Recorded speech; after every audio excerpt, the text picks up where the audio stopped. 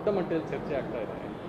ಅಂದರೆ ಈ ಸರ್ಕಾರ ಯಾವ ರೀತಿ ನಡೀತಾ ಇದೆ ಅನ್ನೋದಕ್ಕೆ ಇದೊಂದು ಶಾಂಪಲ್ ಅಷ್ಟೇ.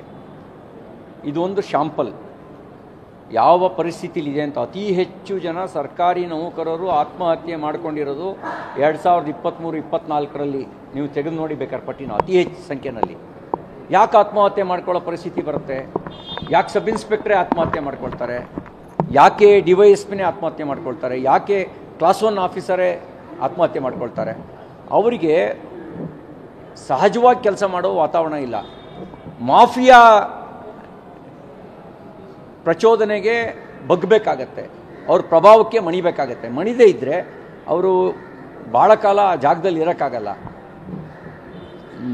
ನಿನ್ನೆ ಭದ್ರಾವತಿಯ ಶಾಸಕರ ಮಗ ಮಾಡಿರೋದು ಕೂಡ ತನ್ನ ತಂದೆ ಶಾಸಕರು ಅನ್ನುವಂಥ ಪ್ರಭಾವ ವಲಯವನ್ನು ದುರುಪಯೋಗ ಪಡಿಸ್ಕೊಂಡ್ರ ಕೆಲಸ.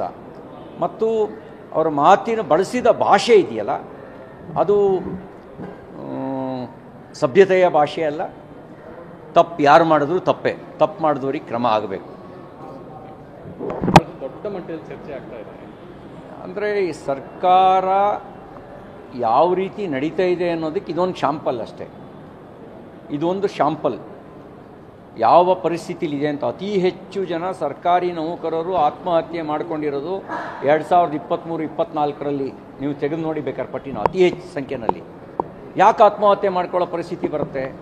ಯಾಕೆ ಸಬ್ ಇನ್ಸ್ಪೆಕ್ಟ್ರೇ ಆತ್ಮಹತ್ಯೆ ಮಾಡ್ಕೊಳ್ತಾರೆ? ಯಾಕೆ DYSPನೇ ಆತ್ಮಹತ್ಯೆ ಮಾಡ್ಕೊಳ್ತಾರೆ? ಯಾಕೆ ಕ್ಲಾಸ್ 1 ಆಫೀಸರೇ ಆತ್ಮಹತ್ಯೆ ಮಾಡ್ಕೊಳ್ತಾರೆ? ಅವರಿಗೆ ಸಹಜವಾಗಿ ಕೆಲಸ ಮಾಡೋ ವಾತಾವರಣ ಇಲ್ಲ. ಮಾಫಿಯಾ ಪ್ರಚೋದನೆಗೆ ಬಗ್ಗಬೇಕಾಗತ್ತೆ, ಅವ್ರ ಪ್ರಭಾವಕ್ಕೆ ಮಣಿಬೇಕಾಗತ್ತೆ. ಮಣಿದೇ ಇದ್ದರೆ ಅವರು ಭಾಳ ಕಾಲ ಆ ಜಾಗದಲ್ಲಿ ಇರೋಕ್ಕಾಗಲ್ಲ. ನಿನ್ನೆ ಭದ್ರಾವತಿಯ ಶಾಸಕರ ಮಗ ಮಾಡಿರೋದು ಕೂಡ ತನ್ನ ತಂದೆ ಶಾಸಕರು ಅನ್ನುವಂಥ ಪ್ರಭಾವ ವಲಯವನ್ನು ದುರುಪಯೋಗ ಪಡಿಸ್ಕೊಂಡ್ರ ಕೆಲಸ. ಮತ್ತು ಅವರ ಮಾತಿನ ಬಳಸಿದ ಭಾಷೆ ಇದೆಯಲ್ಲ, ಅದು ಸಭ್ಯತೆಯ ಭಾಷೆ ಅಲ್ಲ. ತಪ್ಪು ಯಾರು ಮಾಡಿದ್ರು ತಪ್ಪೇ. ತಪ್ಪು ಮಾಡಿದವ್ರಿಗೆ ಕ್ರಮ ಆಗಬೇಕು.